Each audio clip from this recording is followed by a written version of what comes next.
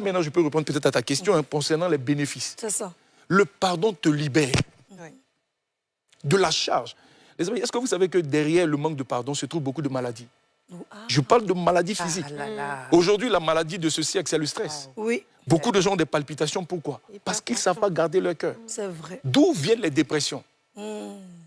J'ai vu, les amis, j'ai eu affaire à des dépressifs. C'est terrible. Hein?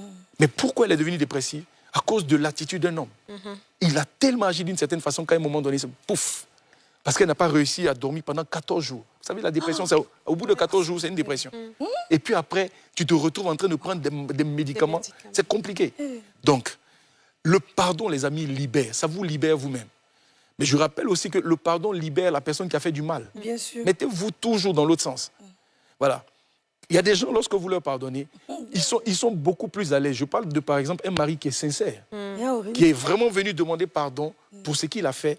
Et quand sa femme, à un moment donné, retrouve il se retrouve dans l'atmosphère qu'il y avait avant la rupture, tu vois, il se sent libéré, il se sent épanoui, il y a une certaine paix qui revient. C'est vrai. Mais parce que le pardon libère.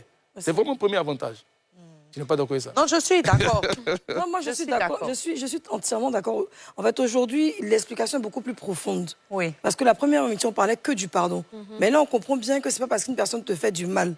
Tu pardonnes pour toi-même. Pour ne pas que tu te sentes blessé, que tu puisses ressasser les mêmes choses et que ça puisse t'emmener à faire une dépression, à te méfier de tout le monde.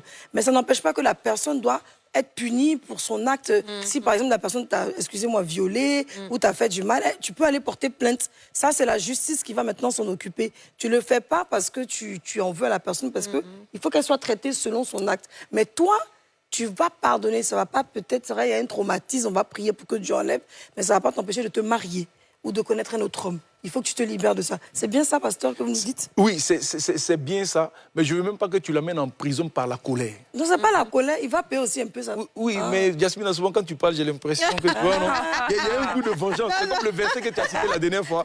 Quand tu confies ton palabre à Dieu... Tu vois, non? Quand tu confies ton... Quand tu laisses ton palabre, c'est que c'est Dieu qui va venir le juger. Le feu va te descendre sur lui. Tu pries même que le feu... Quand Dieu est à toi, on dit quand Dieu est à toi, là, tu n'as pas besoin d'enlever ton habit pour faire par là. Mais quand Dieu n'est pas à toi, même coton te blesse.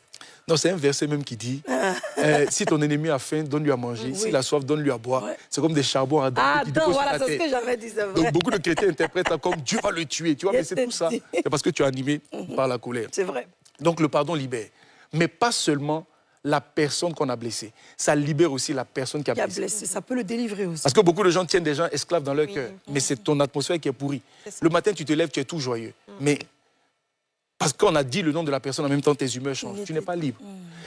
Aussi, le pardon libère des démons.